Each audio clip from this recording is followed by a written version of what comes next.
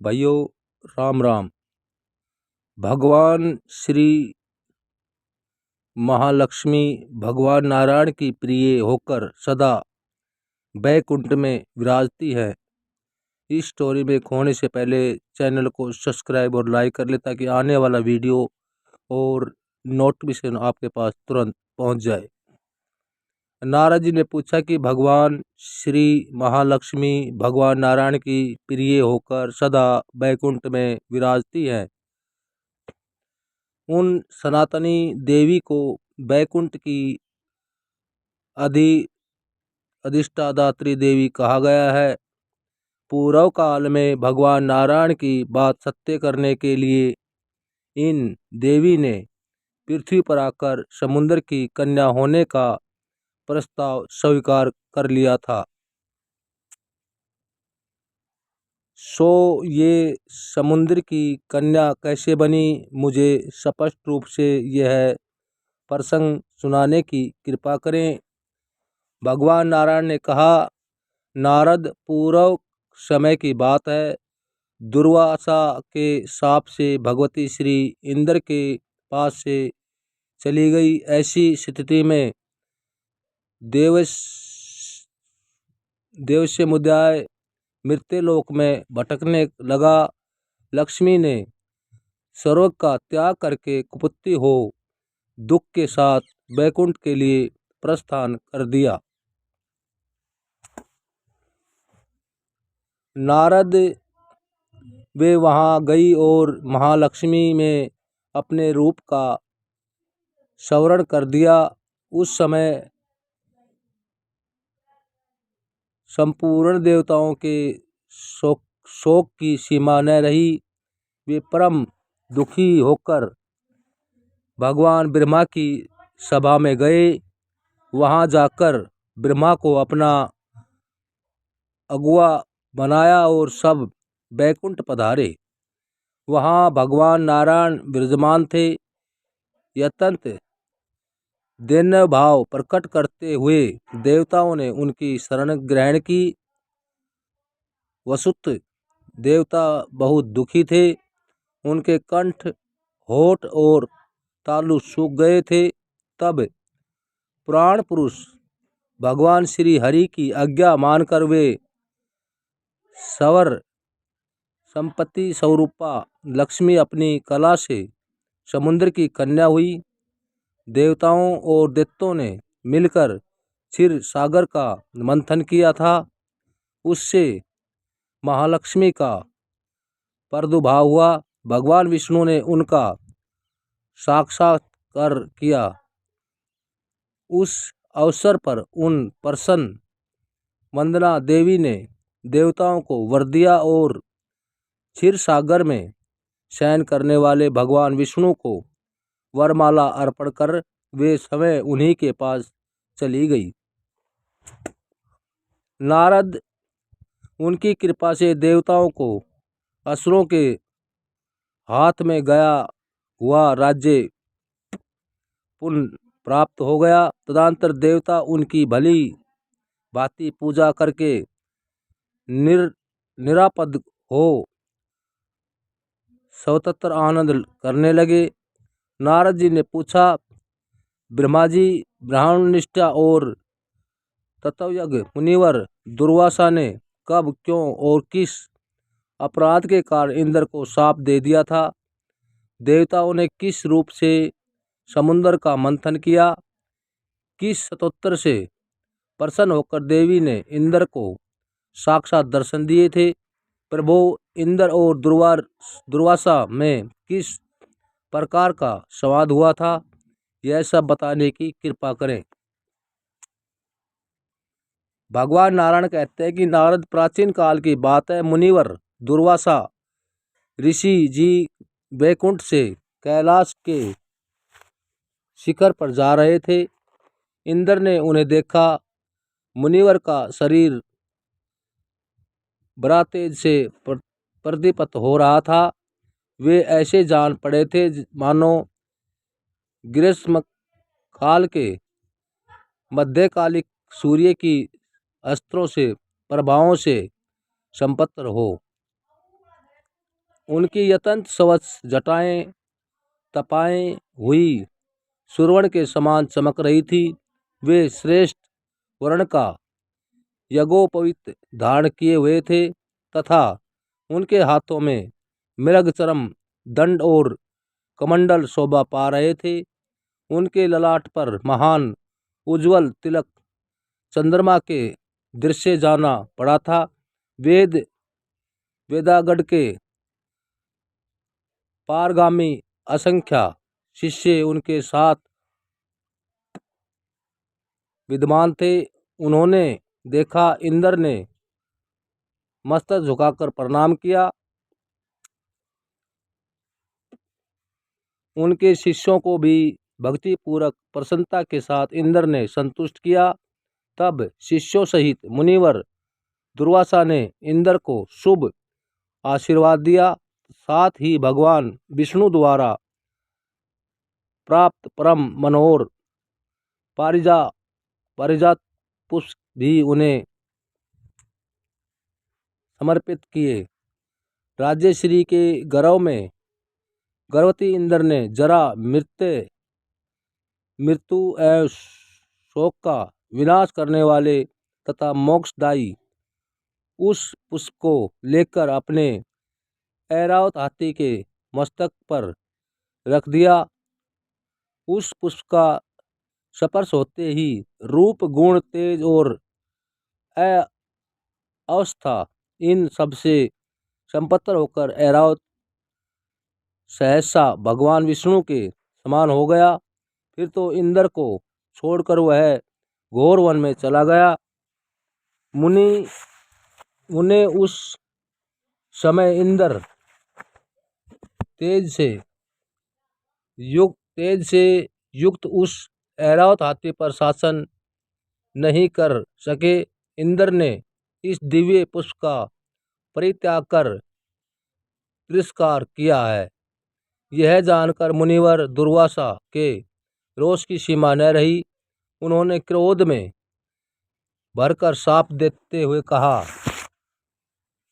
मुनिवर दुर्वासा बोले, अरे राजश्री के अभिमान में प्रसन्न होकर तुम क्यों मेरा अपमान कर रहे हो? तुम मैंने यह परिजात पुष्प दिया, गर्व के कारण तुमने समय इसका उपयोग न करके हाथी के मस्तक पर रख दिया।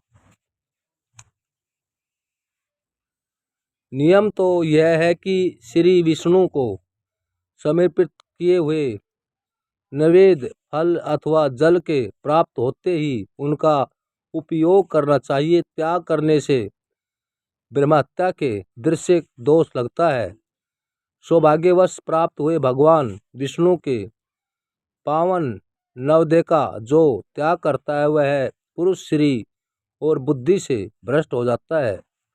भगवान विष्णु के लिए अर्पित की हुई वस्तु को पाते ही उसे पा लेने वाला बड़भागी पुरुष अपने 100 पूर्वजनों का उद्धार करके समय मुक्त हो जाता है। जो पुरुष नैवेद्य भोजन करके निरंतर भगवान श्री हरि की भक्ति पूर्वक पूजा और स्तुति करता है वह भगवान विष्णु के समान हो जाता है। उसका स्पर्श करके चलने वाली वायु का सहयोग पाकर तीर्थ पवित्र हो जाते हैं। उनकी चरण रज लगाते ही पृथ्वी में अपार पवित्रता आ जाती है। बिना श्री हरि को भोग लगाए हुए अन्न पुचली, कायर और शूद्र के अन्न के समान दोष होता है। वह मांस भक्षण से भी अधिक दोषा वह है। शिवलिंग के लिए अर्पण किए हुए अन्न तथा शूद्रियाजी, देव, कन्या विक्रय और यौनजीविका अन्न उचिष्ट बासी सबके भोजन करने पर बचा हुआ अन्न शूद्रापति एवं विषवाही, अधिष्ठ, सौदाही, अगमयागामी, मित्रदोषी, विश्वासघाती, कृतघर, मिथ्याभाषी ब्राह्मणों का अन्न अत्यंत दूषित समझ जाता है, परंतु ये सब भी भगवान विष्णु को अर्पण करके भोजन करने से शुद्ध हो जाते हैं। यदि चंडाल भी भगवान विष्णु की उपासना करता तो उसमें करोड़ों मनुष्य उद्धार करने की शक्ति आ जाती है। श्री हरि की भक्ति से विष्णु भगवान स्वयं अपनी भी रक्षा नहीं कर सकता। यदि आज्ञा में भी भगवान विष्णु को समर्पित नैवेद्य ग्रहण कर लिया जाए तो वह पुरुष अपने अनेक जन्मों के उपराजित पापों से मुक्त हो जाता है। जानबूझकर भक्ति पूर्वक जो श्री हरि का प्रसाद ग्रहण करता है उसको तो कई जन्मों का पाप निश्चित रूप से भस्म हो जाते हैं। इंद्र, तुमने जो अभिमान में आकर भगवान के प्रसाद रूप पारिजात के पुष्पों को हाथी के मस्तक पर रख दिया, इस अपराध के फलस्वरूप लक्ष्मी तुम्हें छोड़कर भगवान श्री हरि के समीप चली जाए। मैं भगवान नारायण का भक्त हूँ, तुझे देवताओं तथा ब्रह्मा से भी किंचित भी भय नहीं है। काल, मृत्यु और जरा से भी मैं नहीं डरता, फिर दूसरों की तो गिनती ही क्या है। तुम्हें पिता प्रजापति कश्यप भी मेरा क्या करेगा। देवराज, तुम्हारे गुरु बृहस्पति भी मुझ निशंक पुरुष का कुछ भी नहीं बिगाड़ सकते। देखो, यह पुष्प जिसके मस्तक पर है उसी की पूजा श्रेष्ठ मानी जाती है। मुनिवर दुर्वासा के ये वचन सुनकर देवराज इंद्र उनके चरण पकड़ लिए। भय के कारण उनके मन में घबराहट छा गई। शोकातुर होकर उच्च स्वर से रोते हुए वे मुनि से कहने लगे। इंद्र ने कहा, प्रभु, आपने मुझे माया नाशक यह शाप देकर बहुत ही उचित किया है। अब मैं गई हुई संपत्ति की याचना नहीं करता। अब मुझे कुछ ज्ञानों देश करने की कृपा कीजिए। ऐश्वर्य तो विपत्तियों का बीज है, उससे ज्ञान ढक जाता है। इसी से इसको मुक्ति मार्ग का कुठार कहा जाता है। इसके कारण भक्ति में पद पद पर बाधा उपस्थित हुआ करती है।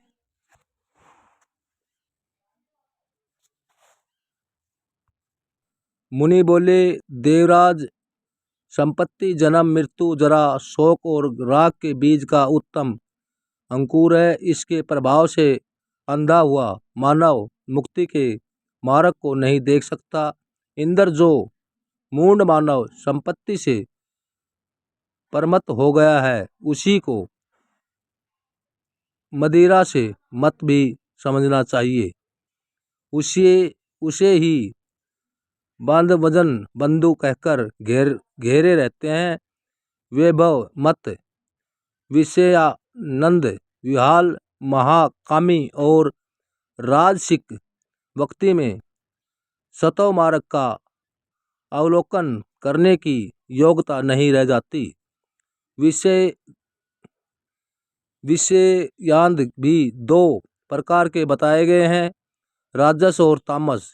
जिसमें शास्त्र का ज्ञान नहीं है वह तामस कहलाता है। और शास्त्र यज्ञ राजस सुरश्रेष्ठ शास्त्र दो प्रकार के मार्ग दिखलाते हैं, एक परवित बीज और दूसरा निर्वित बीज। पहला जो परवित मार्ग है उसके भीतर दुख ही दुख भरे हैं, परंतु प्राणी उसी पर स्वच्छंद, प्रसन्नता पूर्वक तथा सर्वदा निर्योध होकर उसी प्रकार पैर रखते हैं। जैसे मधु का लोभी भौरा सुख मानकर केश के साथ पुष्पों पर आ गिरता है, यही पर्वती मार्ग जन्म, मृत्यु, जरा और नाश के परिणाम का मूल कारण है। प्राणी प्रसन्नता पूर्वक अनेक जन्मों तक अपने विहित कर्म के परिणाम स्वरूप नाना प्रकार की योनि में प्रकाश भ्रम करने के पश्चात भगवान की कृपा से मानव होकर सत्तसगढ़ का सुअवसर प्राप्त करता है। सत्यगढ़ संसार रूपी अपार सागर को पार करने के लिए परम साधन तथा तत्व को प्रकाशित करने के लिए प्रज्वलित दीप है। सैकड़ों और अस्त्रों में कोई विरला ही साधु पुरुष उसके प्रकाश से मुक्ति मार्ग का अवलोकन कर सकता है। तब बंधन को तोड़ने के लिए उसके हृदय में यत्न करने की भावना उत्पन्न होती है। जब अनेक जन्मों के पुण्य एवं तपस्या और उपवास सहायक होते हैं, तब प्राणों को मुक्ति मार्ग की उपलब्धि होती है। यह मार्ग निरवधि और परम सुखद है। पुरंदर, तुम जो यह विषय को पूछ रहे हो उसे मैं गुरु के मुख से सुनना चाहता हूँ। ब्राह्मण मुनिवर दुर्वासा का यह वचन सुनकर देवराज इंद्र वितराग हो गए। प्रतिदिन उसके हृदय में वैराग्य की भावना बढ़ने लगी। मुनि के स्थान से चलकर वे अपने भवन पर पहुँचे। उस समय उन्हें देख उनकी अमरावती पूरी दैत्यों और असुरों से भली भांति भरी हुई है। उसे उस पुरी में रहने वाले सब देवता भय से व्याकुल हैं। सारी परिस्थिति विषम दृष्टिगोचर हो रही है थी। कहीं किसी के भाई बंधु नहीं थे, तो कहीं किसी के माता पिता और स्त्री ही उसका साथ छोड़ दिया था। वहाँ अत्यंत खलबली मची थी। सब और शत्रु ही शत्रु दिखाई देते थे।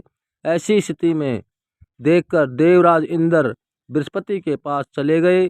उस समय शक्तिशाली बृहस्पति जी मंदाकिनी के तट पर विराजमान हो परम ब्रह्मा परमात्मा का ध्यान करते हुए देवराज इंद्र के दृष्टिगोचर हुए। फिर देखा तो वे गंगा के जल में पूर्व विमुखी खड़े होकर सूर्य का अभिवंदन कर रहे थे। उनके नेत्रों में हर्ष के आंसू भरे थे। उनका शरीर पुलकित था। वे अत्यंत आनंदित थे। वे परम श्रेष्ठ गंभीर यश संपत्तर धर्मात्मा श्रेष्ठ पुरुषों से सेवित बंधुवर्ग में आदरणीय वीरता से मुद्राएं में श्रेष्ठ ज्येष्ठ तथा देव शत्रुओं के लिए अनेक कारकी गुरुवर बृहस्पति मंत्र का जप कर रहे थे। देवराज एक पहर तक उन्हें देखते रहे। तत्पश्चात उन्हें ध्यान से उपरत देखकर प्रणाम किया। फिर वे गुरुदेव के चरण कमलों में मस्तक झुकाकर उच्च स्वर से रोने लगे। तदंतर दुर्वासा जी के द्वारा दिए हुए शाप के संबंध की सारी बातें इंद्र ने बृहस्पति को